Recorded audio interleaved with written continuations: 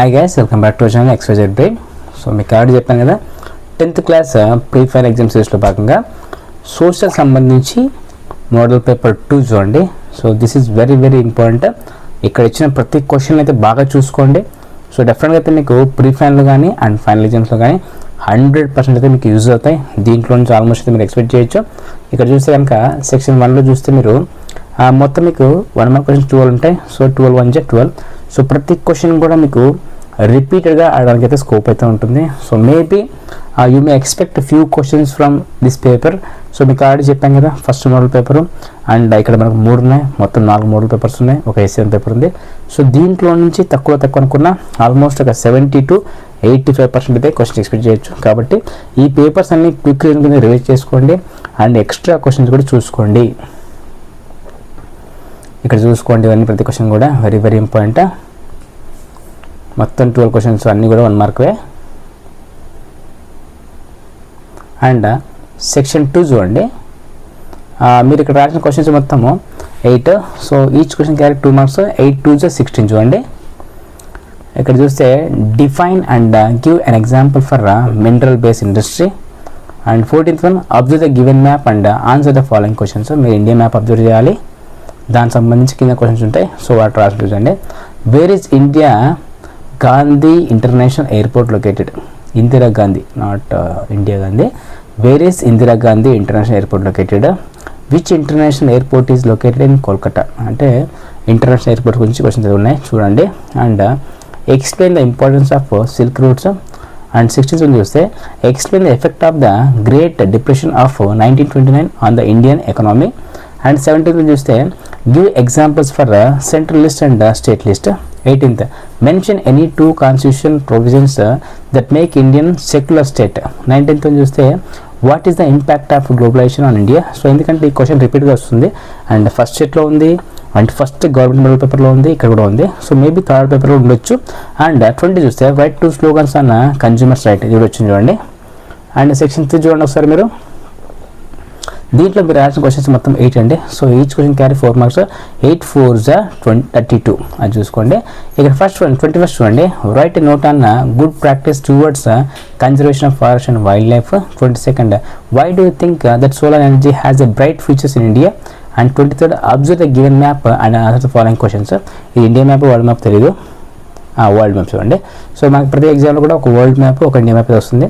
And state map కూడా రావచ్చు అనుకుంటున్నా, చూసుకోండి. దాని మీద క్వశ్చన్స్ చూడండి, అది చూసుకున్న క్వశ్చన్స్ ఏమనేది. అండ్ 24 చూస్తే how did East India Company procure regular supply of cotton and silk textile from India weavers. And 25th చూడండి, అనలైజ్ ద గ్రాఫ్, ఒక పై గ్రాఫ్ లాగా అయితే ఇచ్చారు, అది చూసుకోండి. పాపులేషన్ సంబంధించి ఈ గ్రాఫ్ మీరు బాగా గమనించి దానికి ఇచ్చిన 4 క్వశ్చన్స్కి మీరైతే ఆన్సర్ చేయాల్సి ఉంటుంది, చూసుకోండి. మీకు ఒకవేళ తెలియకపోతే మీ సొసైటీ అడిగి తెలుసుకోండి. అండ్ 26 చూడండి, appreciate democratic government is better than all other forms of government right, అదొకటి. 27 why do use average and are there any illustration to their uses and illustrate with your own examples related to development. And 28 చూడండి, explain how the consumers are exploited, అదొకటి. And section 4లో మీరు రాసిన questions మొత్తం 5. So each question carry 8 marks, 5 8 40 చూడండి. 29 చూస్తే కనుక 29 ఇక్కడ ఏంటంటే మీకు ఇంటర్నల్ చాయిస్ ఉంటుంది. సో 29లో ఏ అండ్ బి ఉంటుంది, 30లో ఏ అండ్ బి ఉంటుంది. సో మీరు ఇదే ఒకటి ఉంటుంది. ఇవన్నీ అయిపోయాక చాయిస్ కూడా అటెంప్ట్ చేయండి, సేఫ్ సైడ్ అనమాట. ఒకవేళ దేనికైనా మార్క్స్ తగ్గితే ఎక్కువ వచ్చిన మార్కులనే వాళ్ళు తీసుకుంటారు. కాబట్టి ఇక్కడ చూస్తే 29Aలో explain how water become a renewable resource. Or B explain the importance of agriculture in India. And 30 చూడండి, ఒక పారాగ్రాఫ్ అయితే ఇచ్చారు, దాన్ని చదివి వాళ్ళు ఇచ్చిన క్వశ్చన్స్కి మరి ఆన్సర్ రాసి ఉంటుంది, అది చూసుకోండి. దాంట్లో క్వశ్చన్ ఉంటుంది, ఒకటి దానిలో క్వశ్చన్ ఉంటుంది, గమనించండి.